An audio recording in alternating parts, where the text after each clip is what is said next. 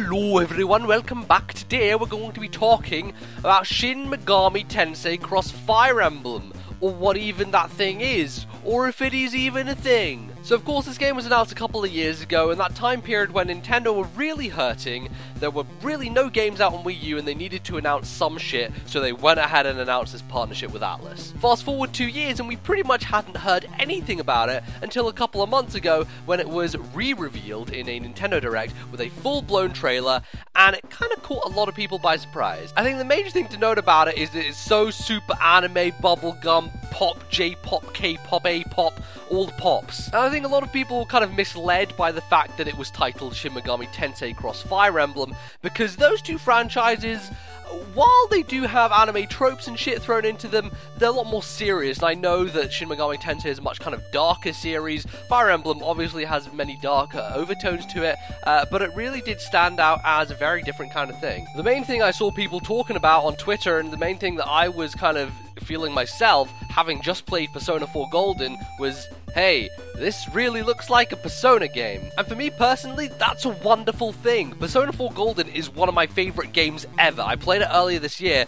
Fucking fantastic. So anything that kind of cribs that style and borrows from it, and also includes a bit of Fire Emblem, look, this is like a fucking wet dream right here. Now, we don't know a huge amount about the game. There was only one trailer, and a lot of people have gone really in depth to try and analyze and try to pick out different things from it to see where the Fire Emblem connections lay and to see what the actual undertones and overtones of the story are going to be. We know there's the real world and there's this other world that people go into, and it seems like the characters in the real world become Fire Emblem characters when they go into the other one. If you watch Game Explain's analysis video or IGN's Rewind Theater, both of those go really in depth on this stuff and pick apart a lot of the details, so go watch those if you want some more in-depth analysis. I do kind of question whether we will see that much of this game at E3. It seems like they put that trailer out a couple of months ago and it's looking like it's going to be a 2016 game as opposed to anything else, and most likely a more kind of late 2016 game.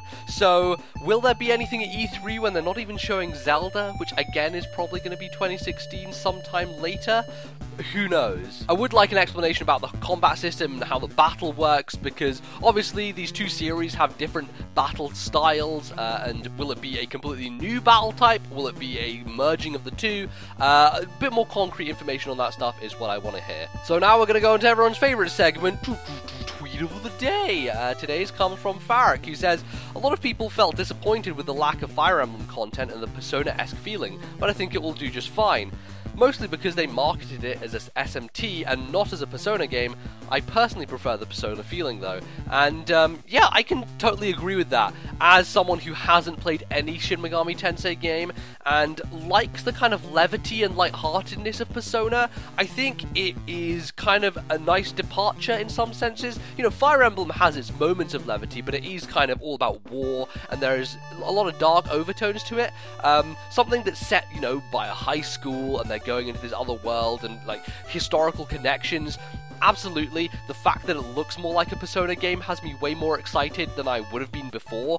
It may be a little over-the-top Japanese and anime, but I'm okay, I'm open to that stuff. I'm not someone who sort of pushes that stuff away. It'll be interesting to see how it shakes out, and I'll probably end up buying it regardless, so we'll see. Anyway, that's gonna cover things for this video. Thank you very much for watching. You can follow me on Twitter at LordNBZ to get in on the tweet of the day, and tomorrow we'll be coming back for some more of this nonsense, so don't go anywhere. I'll see you guys then for some more E3 vlogs.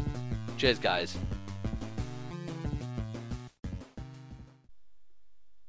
Bye.